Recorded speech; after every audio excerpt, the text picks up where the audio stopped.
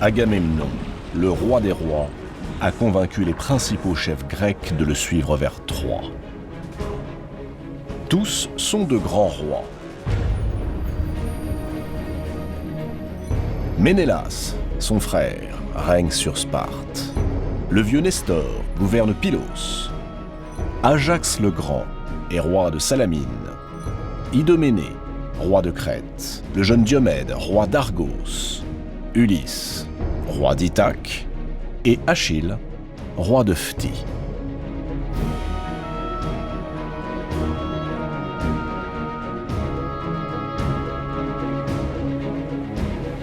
Achille et Ulysse.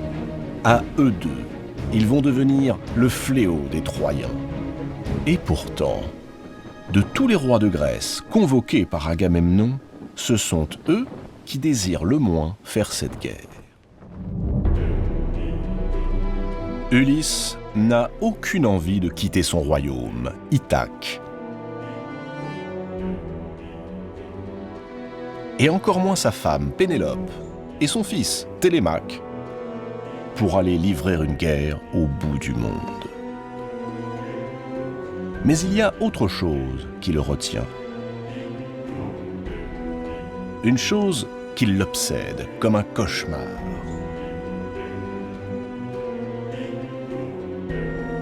Jadis, un oracle lui a affirmé que le jour où il quitterait Ithaque, il n'y reviendrait que 20 ans plus tard, seul et pauvre. Ulysse a la ferme intention de duper Agamemnon pour ne pas répondre à son appel. Il n'est pas en manque de ressources. Ceux qui le connaissent l'ont surnommé l'homme aux 1000 ruses. Et c'est bien d'une de ces ruses dont il va se servir pour ne pas faire cette guerre.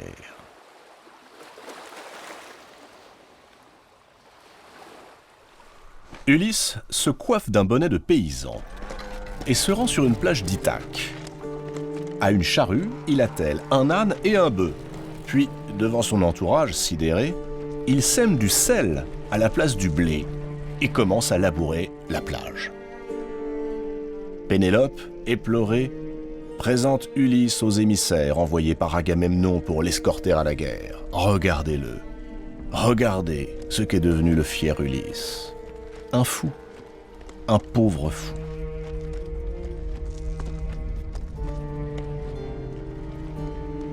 Les émissaires d'Agamemnon compatissent. En effet, comment le roi d'Ithaque pourrait-il servir à la tête de ces hommes, lui qui a perdu la raison? Ils sont sur le point de reprendre la mer, dépités, lorsque l'un d'entre eux les arrête. Il connaît la réputation du roi d'Ithaque. Quelque chose lui dit qu'il est en train de se jouer d'eux. Alors, d'un seul coup, il arrache le jeune Télémaque des bras de sa mère, dégaine son épée, se plante devant la charrue d'Ulysse et fait mine d'égorger l'enfant avant de le jeter sous le soc du laboureur. Ulysse stoppe tout net son attelage et se précipite au secours de son fils. Il est démasqué.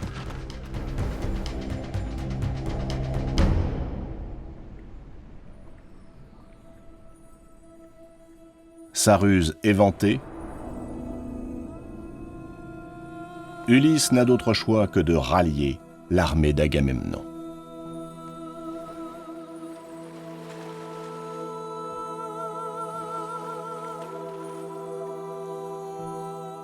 Le voilà donc à Mycène, avec ses hommes, et auprès des autres rois, prêts à embarquer. Mais il manque encore un combattant, Achille.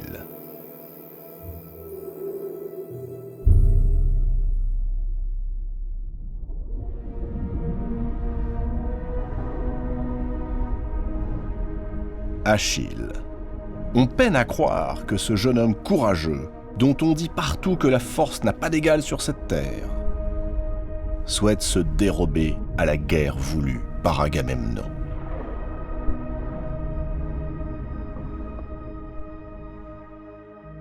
Quand on annonce à Agamemnon qu'Achille ne se joindra pas aux Grecs, le roi des rois hausse les épaules.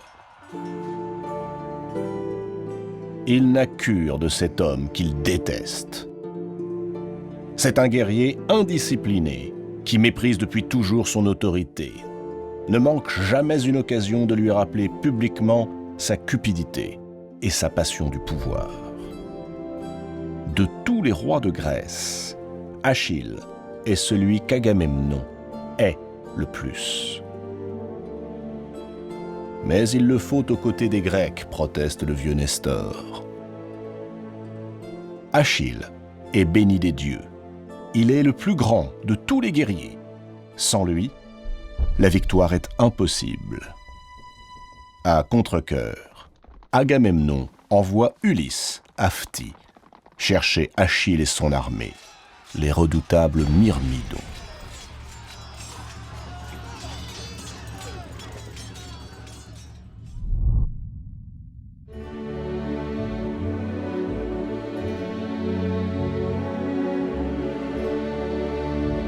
Thétis, la mère d'Achille. Déesse de l'ancien temps. Une nymphe, très exactement, la fille du vieux de l'abîme.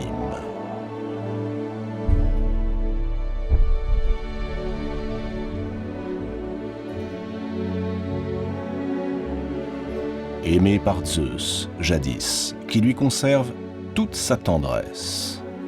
Et mariée, à la demande des dieux, à Pélée, le roi de Phthie, un mortel réputé pour sa sagesse et sa piété, qui fut autrefois l'un des marins partis à la conquête de la mythique Toison d'Or. Thétis accueille Ulysse avec inquiétude, car elle aussi connaît les ruses du roi d'Ithaque. Et surtout, elle a en mémoire cette terrible prédiction qu'elle n'a jamais révélée à personne, pas même à son fils. Si Achille part pour Troie, il connaîtra la gloire. Son nom sera célébré jusqu'à la fin des temps. Mais la mort le fauchera dans l'éclat de sa jeunesse.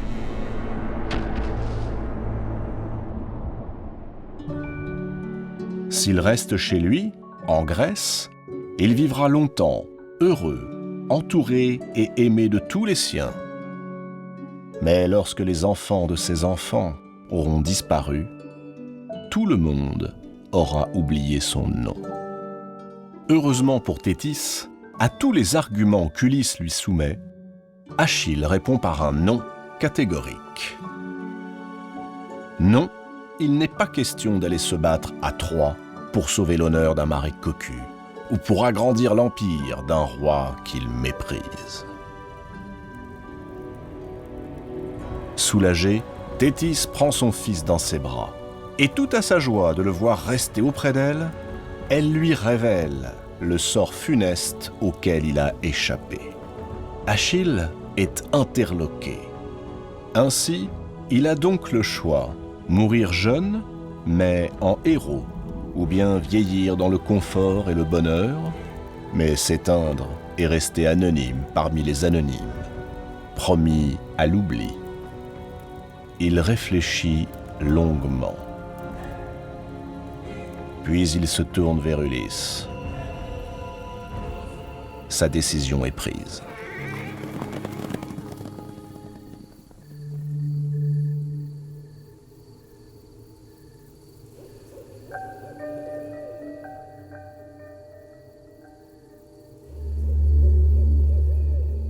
Troie, la cité du roi Priam.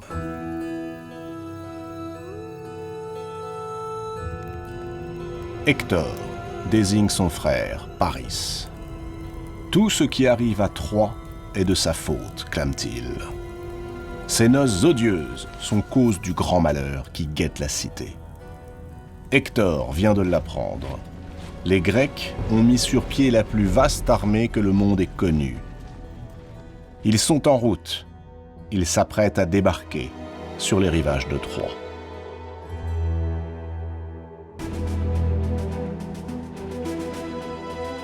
Hector, fils aîné du roi Priam.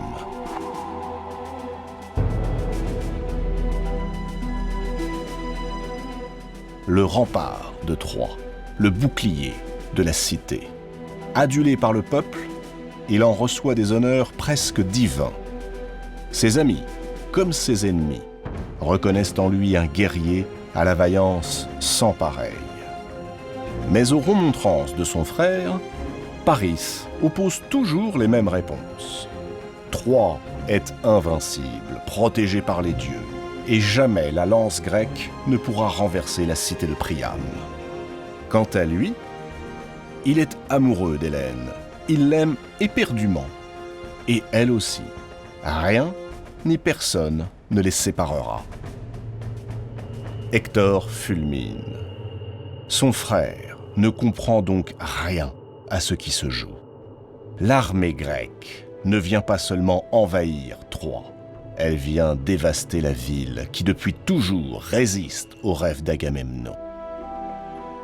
Un prince de Troie n'a pas le droit de se comporter avec une telle assurance, mêlée à tant de désinvolture.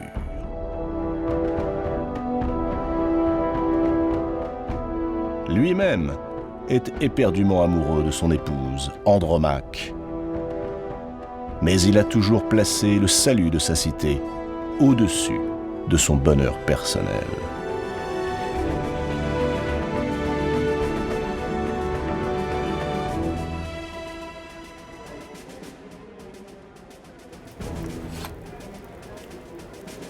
Le vieux roi Priam est pris de vertige.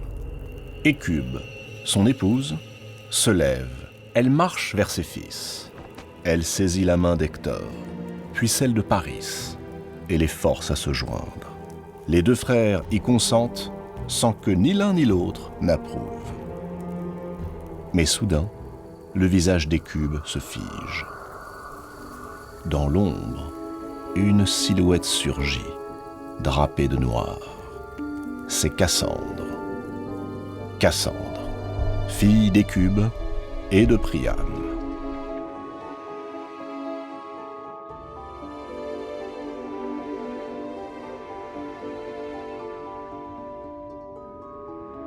À peine Cassandre s'est-elle avancée que sa mère lui fait signe de se taire.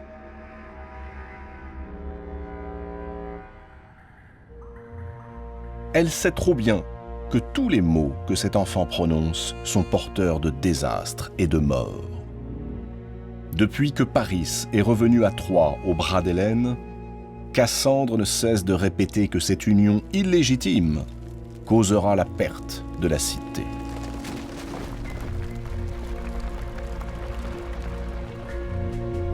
Cassandre possède, dit-elle, l'art de prédire l'avenir.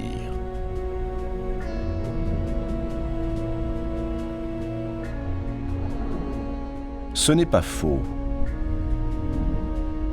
Quand il la vit, Apollon tomba passionnément amoureux de Cassandre. Il lui promit, si elle consentait à s'offrir à lui, de lui enseigner tous les dons secrets que seules les grandes prêtresses et les Pythies, qui savent deviner les volontés des dieux, sont autorisées à connaître. Cassandre accepta, et Apollon fit d'elle la plus experte dans l'art de prédire l'avenir.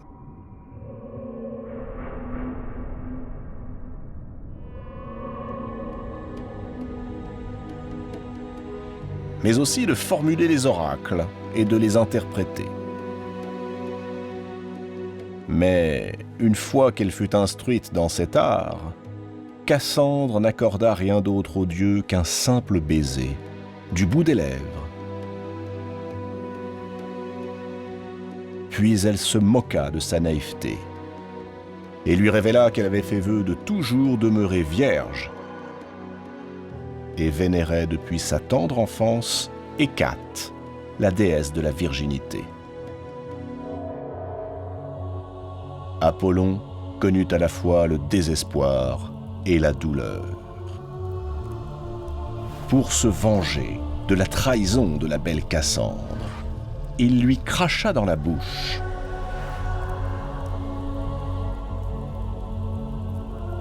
Cassandre aurait dû se méfier, car d'un simple crachat, le dieu venait de lui retirer non pas le don de prophétie qu'il lui avait offert, mais le don de la persuasion. Ainsi Cassandre était-elle désormais condamnée à prédire l'avenir, mais à n'être jamais crue par personne.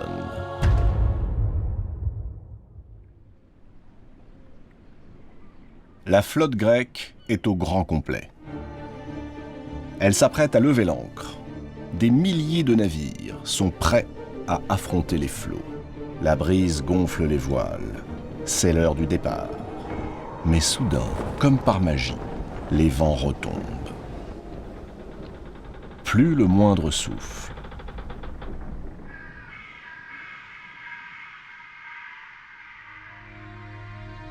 Agamemnon redoute le pire. Ce calme n'a rien de naturel. Il faut consulter les dieux, au plus vite. Il est, parmi les Grecs, un devin qui sait interpréter les volontés des dieux. Calchas. Pour lui, ni le futur, ni le présent, ni le passé n'ont de secret.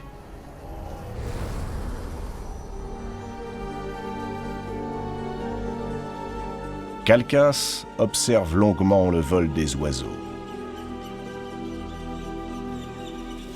Et ce qu'il annonce fait trembler tous les rois grecs. Une déesse s'oppose à leur départ.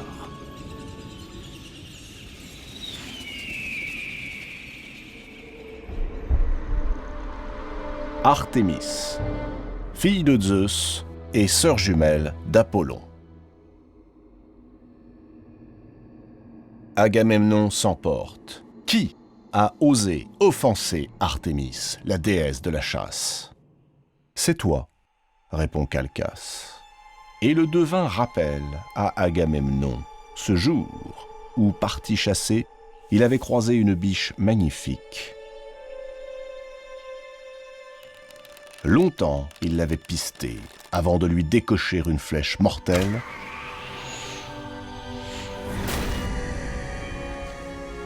et de s'écrier avec l'orgueil du vainqueur.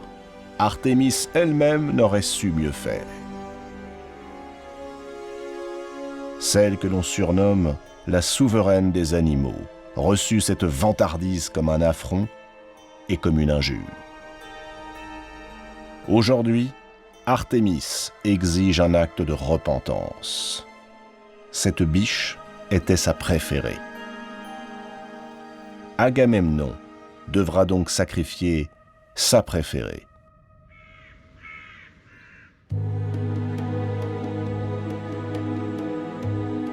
Sa fille, Iphigénie. Le roi des rois est effondré. Jamais il n'y consentira. C'est l'unique condition pour que les vents soient avec les Grecs, réplique Calchas.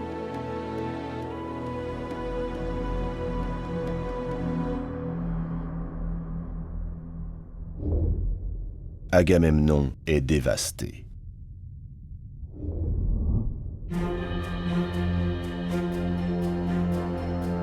Son frère Ménélas entre dans une colère noire. Il brûle d'impatience de récupérer Hélène, sa femme. Et il est soutenu par l'entière coalition des rois grecs, prêts pour la guerre. Que vaut une vie comparée à l'honneur d'un pays? Agamemnon refuse de céder. Le sacrifice qu'on veut lui imposer est inhumain. Il prie Zeus et tous les dieux. En vain. Il sait qu'on ne peut se dérober aux ordres de la déesse Artémis. Tous les Grecs connaissent son tempérament farouche et fier, cruel aussi. Depuis toujours, la déesse de la chasse se montre inflexible lorsqu'elle ou l'une de ses suivantes se sentent offensées. Et nombreux furent les hommes qu'elle décida de punir par le passé. Tous, ici, au moment de prendre la mer, se souviennent d'Actéon, un des plus grands chasseurs de tous les temps. Mais le jour où Actéon surprit la déesse alors qu'elle se baignait nue dans un torrent, cette dernière se vengea de la plus effroyable manière. Elle transforma le malheureux Actéon en cerf. Les chiens du chasseur ne reconnurent pas leur maître et le dévorèrent vivant. Artémis assista à la scène sans intervenir.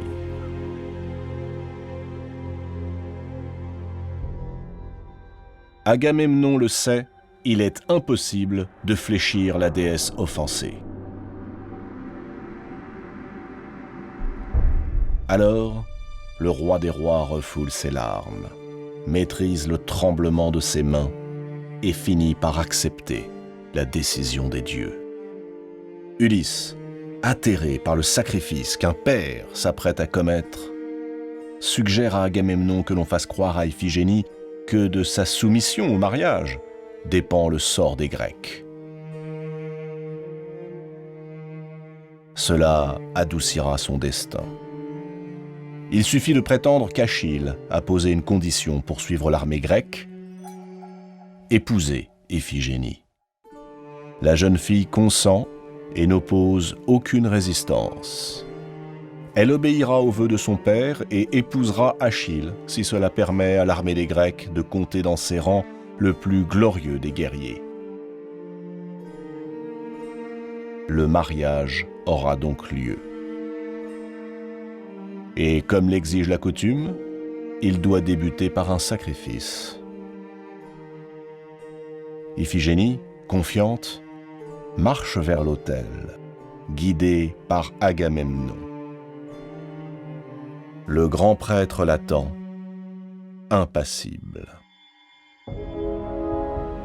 Iphigénie croise alors le regard de son père. Et dans ce regard, elle peut lire la terreur et l'effroi.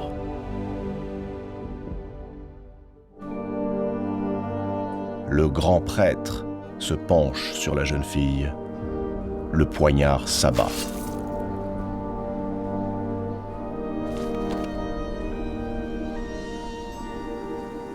Le vent se lève.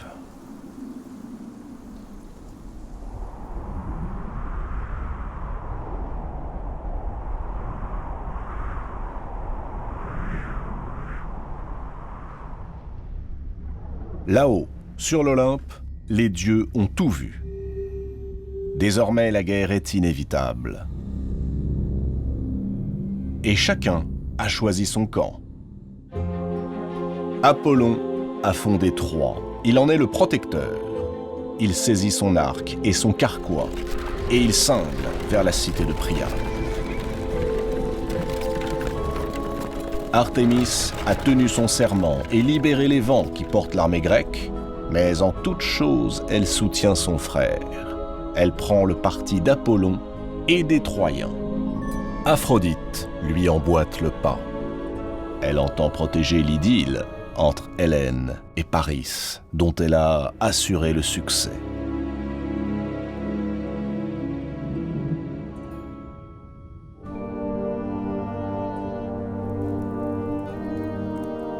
Héra et Athéna, elles, ont déjà pris place aux côtés d'Agamemnon et des rois grecs.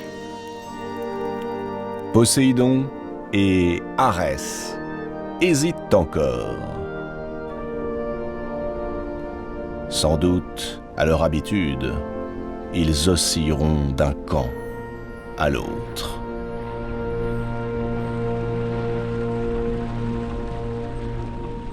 Le vent s'est levé. L'armée des Grecs s'élance vers Troie.